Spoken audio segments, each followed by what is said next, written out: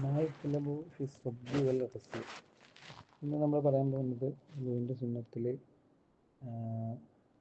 വെള്ളം ഒഴിച്ചു കൊടുക്കുന്നതും അതുപോലെ കഴുകുന്നതുമായി ബന്ധപ്പെട്ട പ്രധാനപ്പെട്ട ചില സുന്നത്തുകളാണ്. ഒന്നാമത്തത് ദൽക്കുൽ അഅ്ള, അവയവം തേച്ച് കഴുകുക എന്ന്. അവയവം തേച്ച് കഴുകുക.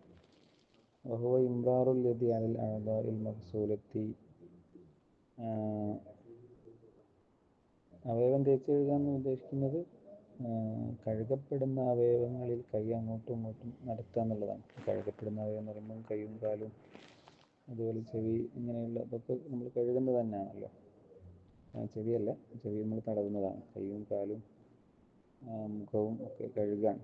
അപ്പോൾ അങ്ങനെ കഴുകുന്ന അവയവങ്ങളിൽ കൈ അങ്ങോട്ടും ഇങ്ങോട്ടും നടത്തുക എന്നുള്ളതാണ് തേച്ച് കഴുകുക. അല്ലാതെ സോപ്പ് സാബൂനും എടുത്ത് കൊണ്ടുവരേണ്ട ആവശ്യമില്ല. ഇത് സുന്നത്താക്കിയത് എന്തിനാണെന്ന് ചോദിച്ചാൽ സുന്ന ഖുറൂജൻ മിൻ ഖിലാഫി മാലിക്കിൻ ഹൈസ് ഔജബഹു. മാലിക് റളിയല്ലാഹു അൻഹുവിൻ്റെ മാലിക്കി മദ്ഹബിൽ അവരത് നിർബന്ധമാക്കിയിട്ടുണ്ട്. അപ്പോൾ ആ നിർബന്ധത്തിൽ നിന്നും നമ്മൾ പുറത്ത് കിടക്കാൻ വേണ്ടിയിട്ടാണത് സുന്നത്താക്കിയിട്ടുള്ളത്.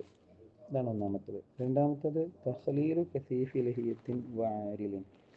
തിങ്ങിയ താടിയും ഇടത്താടിയും തിക്കകറ്റുക. തിങ്ങിയ താടിയും ഇടത്താടിയും തിക്കകറ്റലാണ് രണ്ടാമത്തത്. അത് തിക്കകറ്റേണ്ട രൂപം എന്ന് പറയുന്നത് അൽ അഫ്ളലു, ഏറ്റവും നല്ലത് തഖ്ലീലുഹാ ബി അസാബിഇൻ യംനാഹു, വലത്തെ കൈയിൻ്റെ വിരലുകളെ കൊണ്ടാണ് തിക്കകറ്റേണ്ടത്. അതിങ്ങനെ വിടർത്തി പിടിച്ച് കൂട്ടിപ്പിടിക്കാതെ തഫ്രീഖ് ചെയ്ത് പിടിച്ചിട്ട് താടിയിൽ നിന്നും താഴെ മുതൽ താഴെ നിന്ന് മുകളിലേക്ക് പ്രത്യേകമായ ഒരു വെള്ളം എടുത്തിട്ടാണ് നമ്മൾ എന്താവേണ്ടത്, വെള്ളം കൊണ്ട് താടിയും ഇടത്താടിയൊക്കെ തിക്കകറ്റേണ്ടതായിട്ടുള്ളത്. അതാണ് മഅ തഫ്രീഖിഹ, ആ കൈകൾ വിടർത്തിപ്പിടിക്കലോടുകൂടെ, മിൻ അസ്ഫല, താഴെ നിന്നും ബിഗർഫത്തിൻ മുസ്തഖില്ല, പ്രത്യേകമായ ഒരു കവിൾ വെള്ളം എടുത്ത്. കയ്യിൽ നേരത്തെ നനവുണ്ടാവും, ആ നനവ് വെച്ച് ചെയ്താൽ പോരാ, മറിച്ച് പുതിയ ഒരു കവിൾ വെള്ളം എടുത്തിട്ട് വേണം ചെയ്യാൻ എന്ന്. 2. ഇനി മൂന്നാമത്തത് തഖ്ലീലുൽ അസാബിയാണ്.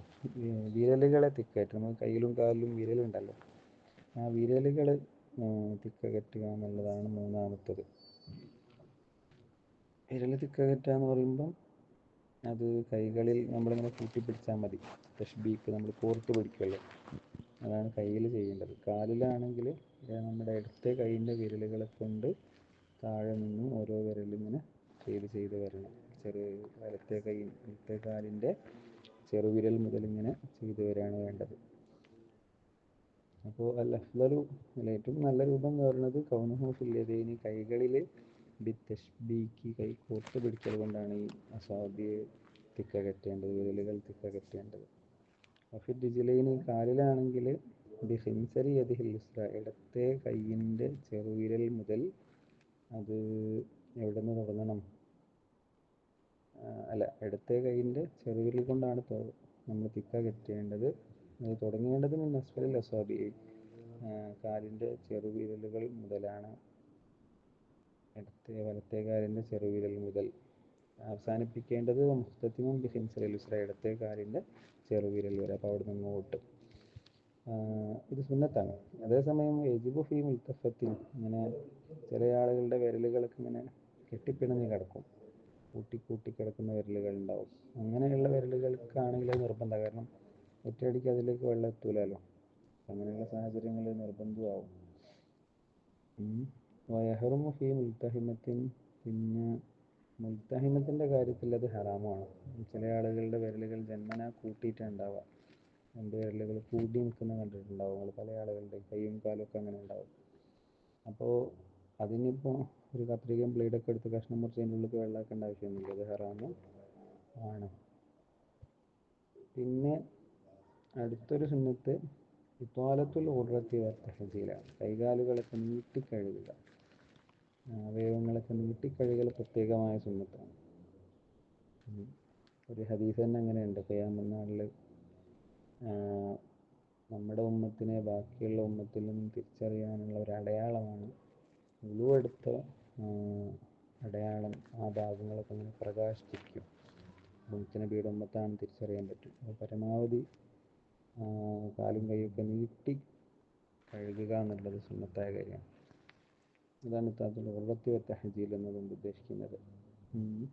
അതായത് ഹിയ ഗസ്ലു മാ ഫൗഖൽ വാജിബി മിൻഹ, കയ്യിലും കാലിലൊക്കെ നിർബന്ധമായ പരിധി നമ്മൾ പറഞ്ഞിട്ടുണ്ട്. മുഖത്തിന് നമ്മൾ പരിധി പറഞ്ഞു, കാലിന് പരിധി പറഞ്ഞു, കൈയിന് പരിധി പറഞ്ഞു.